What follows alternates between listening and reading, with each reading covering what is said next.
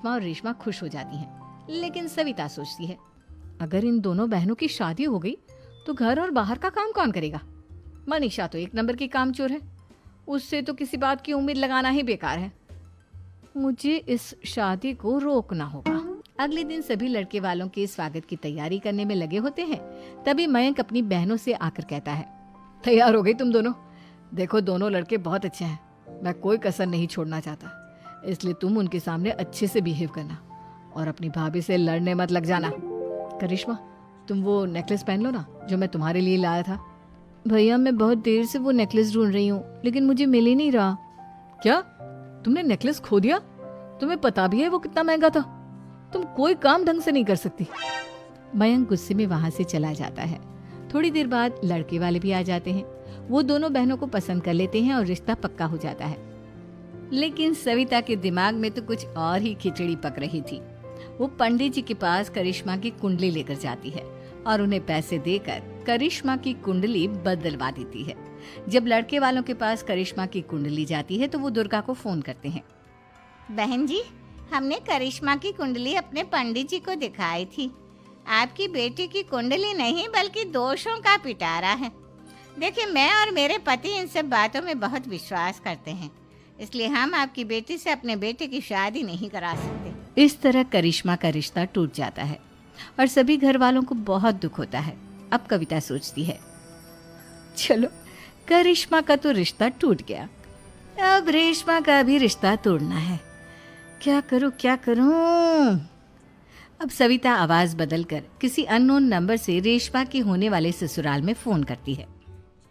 Hello, मैं कौन हूँ कौन नहीं ये आपके लिए जानना जरूरी नहीं।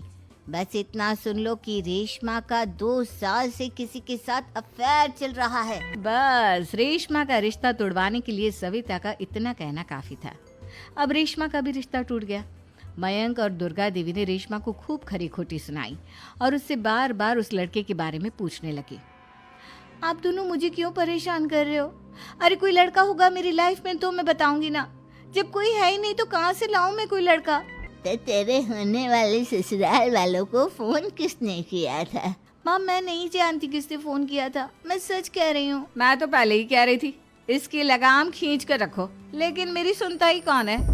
आप चुप रहिए भाभी, ये सब आपका ही किया धरा है।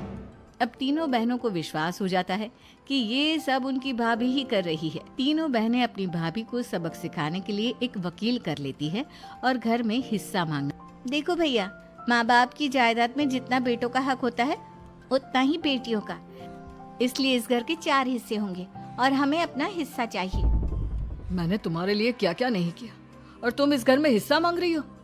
भैया, आप और माँ हम बहनों की कोई बात नहीं सुनते हो और भाभी हमारी शादी नहीं होने देगी क्योंकि उन्हें लगता है कि आप हमारी शादी में ज्यादा पैसा लगाओगे और उन्हें हम जैसी फ्री की नौकरानी कहाँ मिलेगी। तो हम भाभी के साथ तो रह नहीं सकते, हम बहनों को अपना हिस्सा चाहिए। अरे तुम्हें शर्म आनी चाहिए अपनी भाभी पर ऐसा इल्जाम लगाते हुए।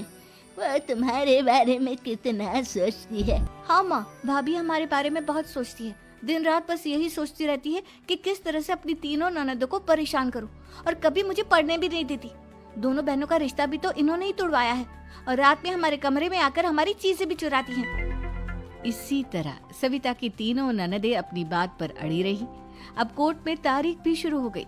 जब सविता को लगा कि उसकी तीनों ननद इतनी आसानी से नहीं मानने वाली, तो उसने अपने पति और सास को सारी सच्चाई बता दी और अपनी तीनों ननद से माफी मांगी। मयंक और दुर्गा को भी अपनी गलती का एहसास हो गया।